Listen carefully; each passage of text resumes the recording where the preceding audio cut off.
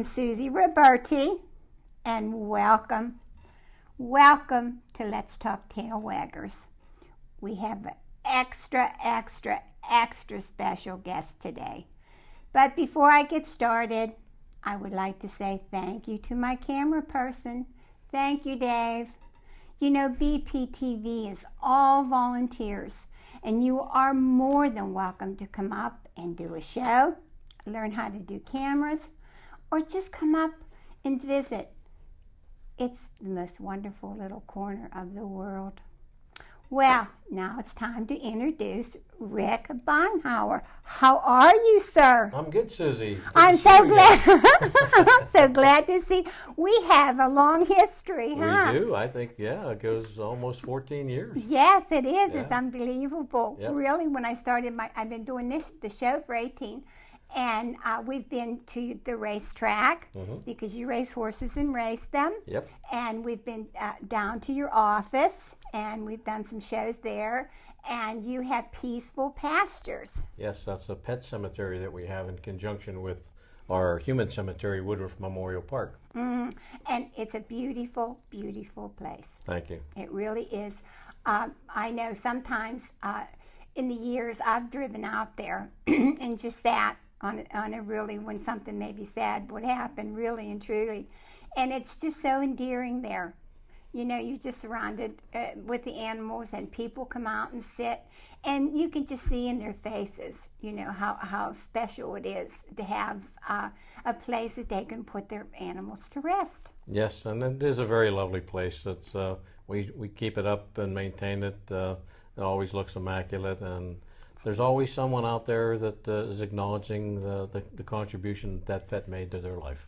Well, I have been asked several times about the flags that you have out there. Could you tell us about that? Well, are you referring to the flags that are in Woodruff Memorial Park? Yes.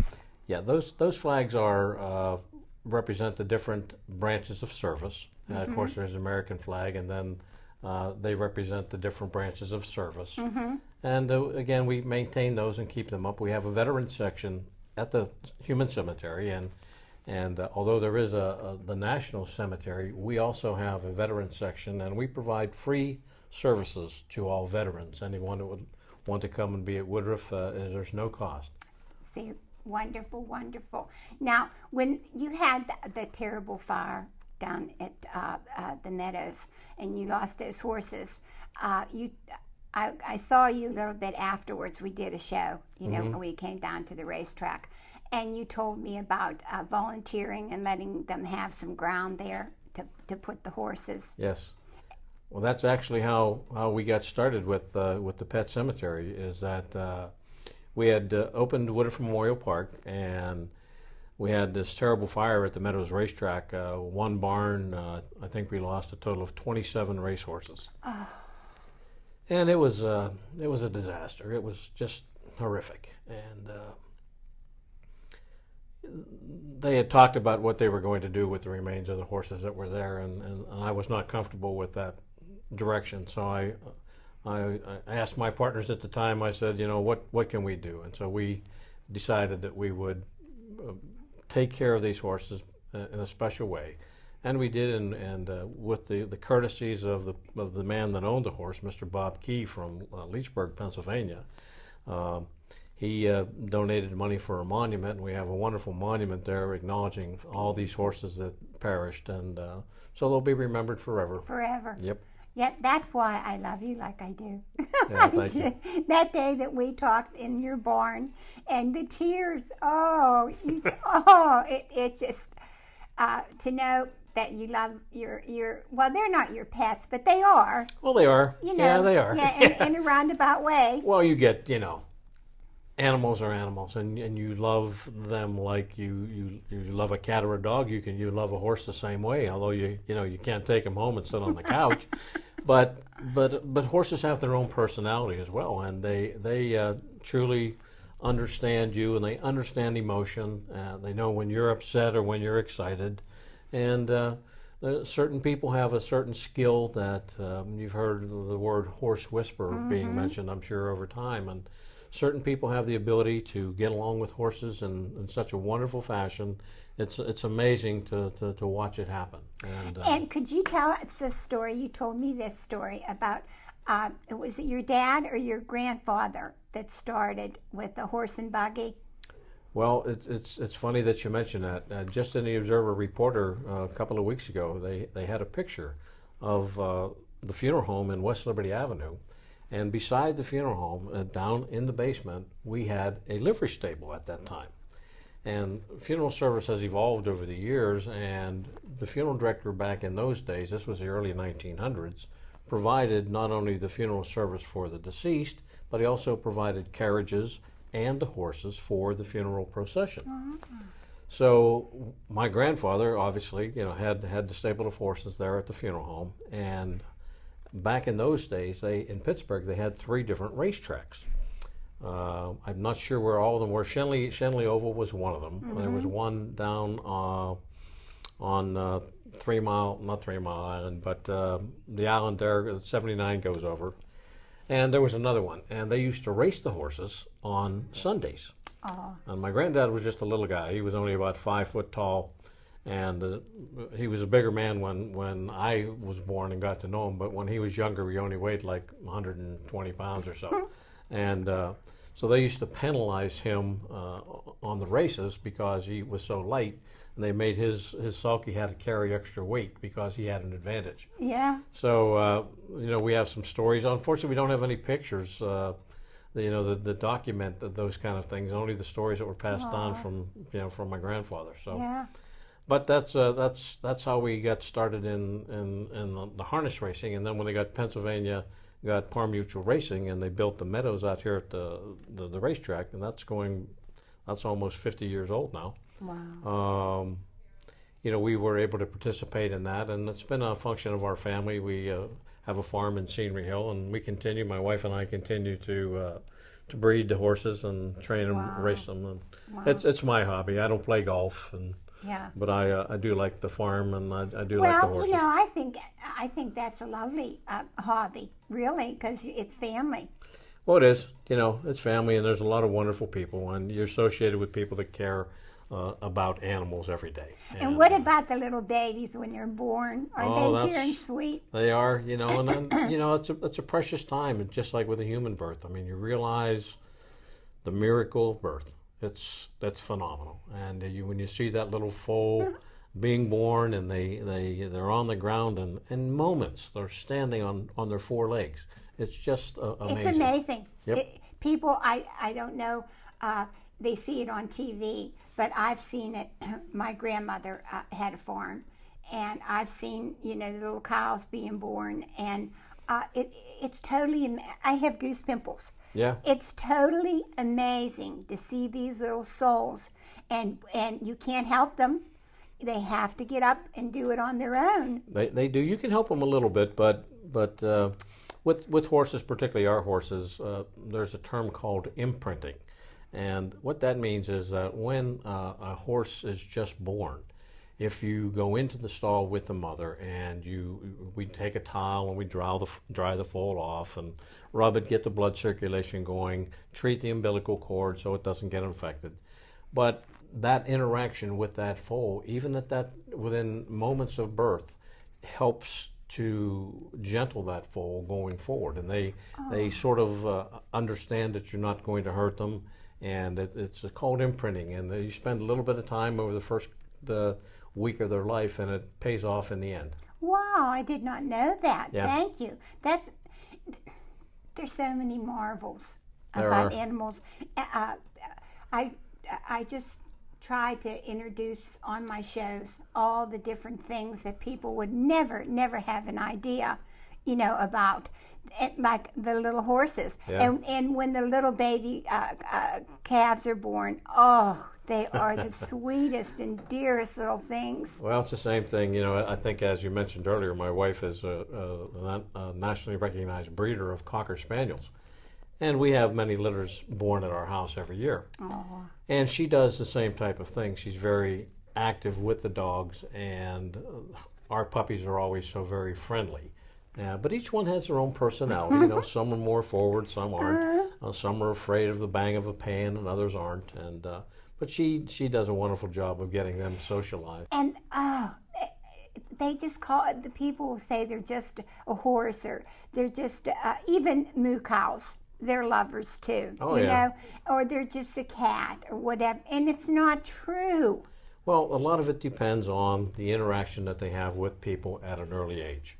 You know, you can have a litter of kittens born out in the Oh, and in they the get wild, feral. and they become very elusive and not friendly. And we actually have a cat at our house that was that way. He came to us, you know, out of the blue one day and was skinny and so on and so forth. And he's been with us now about 7 years, but he was like a feral cat. We couldn't get close to him, couldn't pet him for almost a year. Wow. Fed him all the time. He would come up, Yeah. but then he finally warmed up, and now he's, you know, he's a very friendly, lovable Yeah. cat. Well, Yeah. that's what they say. Don't feed them, or Well, yeah. don't name them.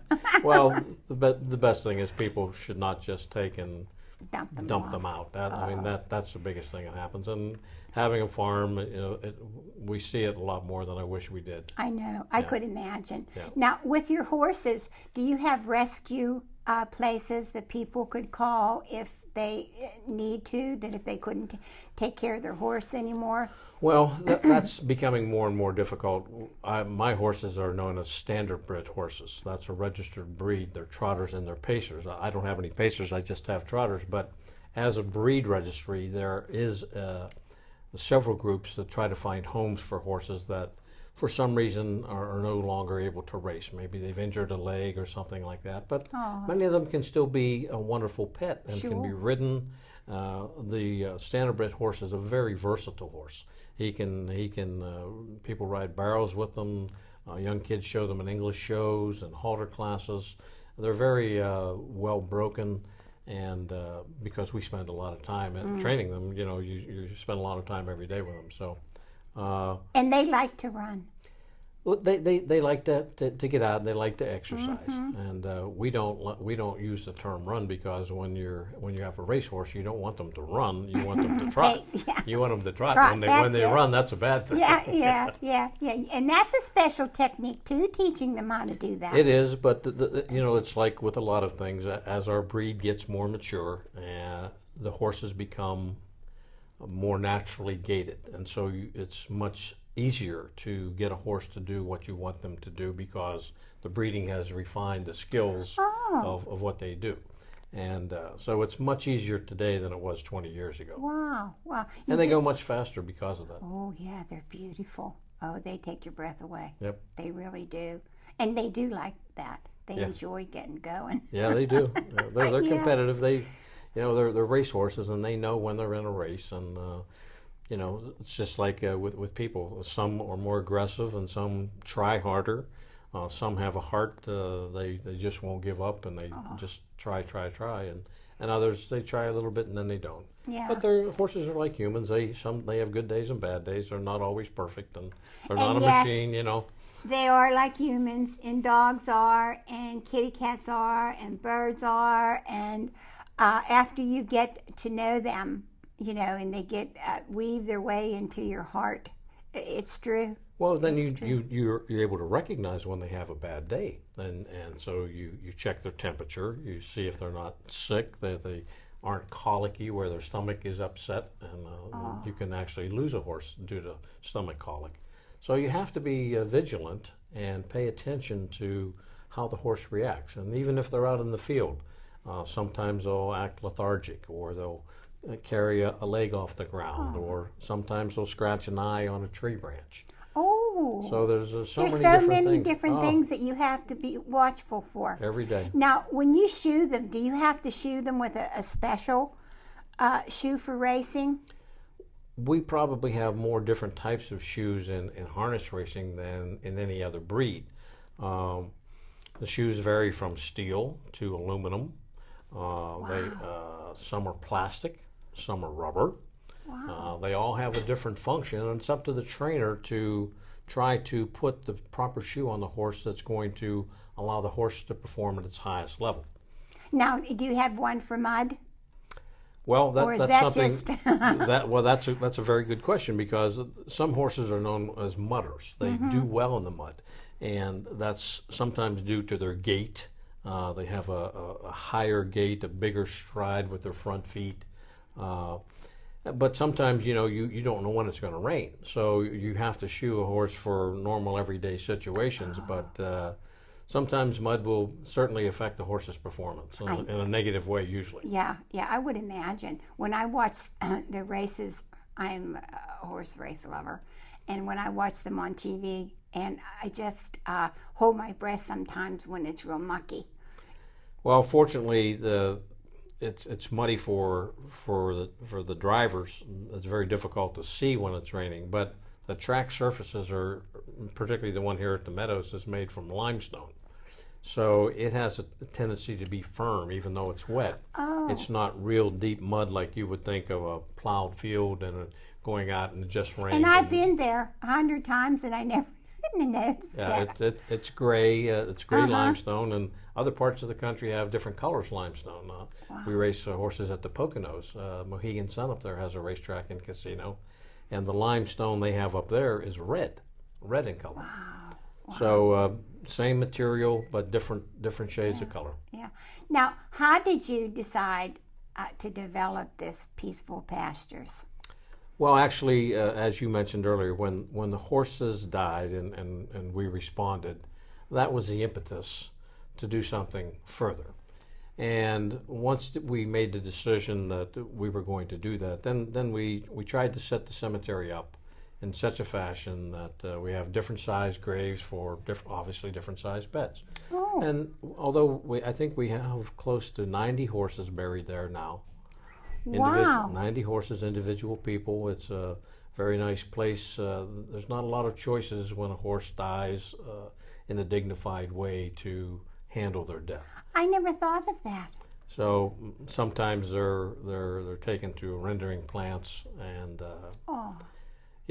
that's not a good thought for most people. So we try to have an affordable situation where, obviously a horse takes up a big space. But there's several people that do the removals of the horses from the place of death and bring them out to us. And then we schedule an interment service, and sometimes the people come and sometimes they don't. But they're able to erect a monument there, and they know where their horse is always going to be. And that's the thing about a certified pet cemetery, is that it gives you a final place to acknowledge your pet's life. And you do have the opportunity to put a marker up there. Some people say, well, I'm just going to bury my pet in my backyard. Well, there's no rule against that. However, when you go to sell the house, your pet's staying there. Yeah. And, that's a lot of people aren't comfortable with that. So this way the pet is in a final place. They know where it is. And they come out quite often. It's amazing how many people and how much dedication that they show to their pets. It's like the emotion of losing a pet is very similar to losing a loved one, because in many cases, particularly as we get older, and I'm no spring chicken anymore either, and families grow up and they go away, and for many people their daily companion is their pet, whether it's a cat or a dog or a bird. It's their world, and everything evolves around that animal. And they certainly love it, and they take care of it, and then they want to do the right thing for it. And to deny them that opportunity is something that's not right. The first couple calls I received, it was like it was so just shocked. I really, to this day, think about the sadness for those people that they've never, ever been able to have the love of even a turtle. I had a turtle when I was a little girl. Oh, my mother found him walking on, going up South Park Road where Coverdale is. And she stopped the car, and we all were animal lovers, but I was just maybe 5. And she got him and put him in the car. And when I came home from school, and we had our dogs with cockers and a kitty cat, but he was just so special. And he lived out underneath a big blue spruce that we had that was just enormous. And winter would come, and he would dig and we never could catch him digging and going underground for the winter. We never did. But he always knew the first, my hand to God, he knew the first day of spring. And when I would come and run out the front door and walk around, and there she just would be, just out of nowhere. And then you'd see where he dug a hole and was in there for the winter. And a little girl, my mother read in the newspaper about a little girl that had cancer in both of her eyes. And my mom was a real sweet lady. And we came home from school, and she sat us all down and read this to us. And she said, the parents are asking if anyone has a turtle. And she could have that in the hospital, and then she could take it home. And my mom said, what do you think about that? Well, you know, there's 4 of us, and our heads are going, like, you know, at each other. And we all said, okay, Mom, like that. And they come out, and they were just hugging, and they couldn't be happier for a turtle. Well, you know, love is unconditional, isn't it? Oh, it's I mean, unbelievable. it doesn't matter what kind of animal you have. We as humans have the ability to have that emotion of love and accept that animal into our lives, and hopefully you know, that animal into our lives, and it's a wonderful thing. My heart, I wished I could win on the lottery for these gentlemen that are coming home, the soldiers, or sailors or Marines or whatever, and each one of them that are injured so badly. I wish and pray that they could have a best friend, you know, a trained best friend. They're getting better at it, but it's very expensive. It is, and they are making a lot of effort, so I'm aware of that as well. And again, an animal can help someone with a handicap in so many tremendous ways, and I think society is starting to embrace that, and you know, can make a true difference in their lives. My favorite is someone says that, what do you get so upset about, Susie? It's just a dog. And I'll just look them right in their face and say, well, gee, just that dog walks that lady across the street when she's blind. Gee, just that dog goes and opens the door and tells that lady that's deaf, it's okay, you can let that person in. And that's just a dog. And they just walk away. I mean, really, Rick, just think of the depth of this. Oh, I know. It's when you're around the people, animal people, which I am every day, you see many examples of things like that, and it's just heartwarming to know how many good things are out there and how many people really care and are making an effort to help people that need the help with a trained dog, either by providing funding through an agency or there's many different ways that they can do it. Horses are wonderful for children too. Especially handicapped children. There are several farms right in the Peters Township and Bethel Park area here that provide riding horses, well-broke horses for children that have handicaps, and this helps them with their self-esteem. Mm-hmm. They're able to do this, and no one is critical of what they do. The horse becomes their friend, and for many of them it's difficult to have friends, and they can relate to an animal. Yes. And develop that aspect that might be a little more difficult for some young folks to do. And if you ever love a nose of a horse. Yeah, oh yeah. Well, nice and soft, aren't they? They're just the sweetest little kitten. Yep. Yeah, they're wonderful. Yeah. Now, how many people do you have out? Do you have any idea of the animals that are buried out there now? I imagine I there don't has really to know be. what the number is, but it's you know, over 700. I know would that. imagine. Yeah. It's just And, grown. Did you ever think that it would be such a grand idea? No, at the time I wasn't thinking about it in that respect. I just wanted to provide a place for people to care for their pet in a dignified fashion. I didn't have any grandiose ideas about what it would become, but over time it has grown into the wonderful place that it is today, and we continue to provide an opportunity for families to, you know, place their pet in a permanent place and to provide a memorial. and you know, they can be as individualistic as the people that have them. And if you go out, it's very interesting to go to the pet cemetery and just walk through and see. You can see from the inscriptions on the markers the love and the care. If you can make it through. If you can make it through, you're right. Without crying. I know. Oh, my Lord. Don't get me started. I know what you mean. Yeah. I know. It's just endearing. And you do know how much they really love them. And if it was just a turtle, they love them just as much. Well, you know, we had a request the other day. A gentleman had lost, I believe, a cat that he had buried a few years ago, and he had a pet parrot that had just passed away, and he was wondering if we could place the parrot, you know, near the cat, and we were able to accommodate that, and so he was happy about that. But there's two different kinds of pets. Both brought joy to an individual, you know, and that's what we don't know. We don't know what someone else may feel, you know, attached to. I mean, I can remember my son growing up. Once he left the house, he got an iguana. I thought, boy, that is really a strange pet. But you know, he had it for many, many years, and you know, he just enjoyed feeding it and having it around, and it got quite big, and ultimately had to give it away. I was going to say, oh, they do too. Yeah. Wow. Now, anyone that would like to stop and visit there to see if they would like to have their pets buried there are welcome, right? Absolutely. They're certainly welcome. And our cemetery is a little bit unique in that we have our own pet crematory.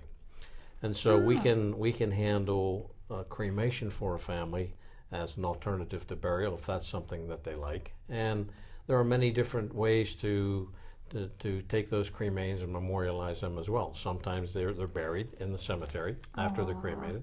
Sometimes people select an urn where they can have a picture of their pet on the outside of the urn. There's all kinds of different ways in which people can express and their feelings for their pets, and we have as many selections as there are available options for people to do. I know. All right, thank you, dear. Time to go. Okay. Let's mention the service on Sunday. Go ahead. I was just going to ask you. This on September the 14th is National Pet Memorial Day. And at our cemetery, we're going to have, for the 14th consecutive year, a pet memorial service that begins at 2 o'clock in the afternoon. And everybody is welcome. You can bring your pet on a leash if you would like. We have a blessing of the pets after the services are concerned. It's a time to fellowship with other people who have like interests as you do. If you're going to come, you will be among friends. And we normally get upwards of 50 to 60 people that attend every year.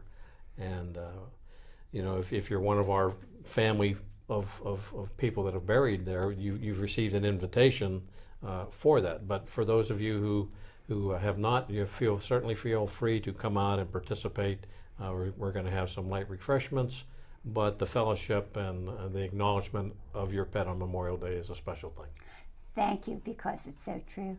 And I thank you for coming. My pleasure. Thanks for having me. I'm so glad to see you again. You too. Well, it's time to say goodbye. Like always, please remember your humane societies. I go for the Washington Area Humane Society. They need sheets, they need towels for surgery and for puppies. And if you have any food, if you have money, would be nice. But the other things, if your towels and sheets and blankets aren't good enough to give to the homeless, just don't throw those away. Send them to your Humane Society because they truly need them. Like always, I love you. I really and truly do. And thanks from all the tail waggers.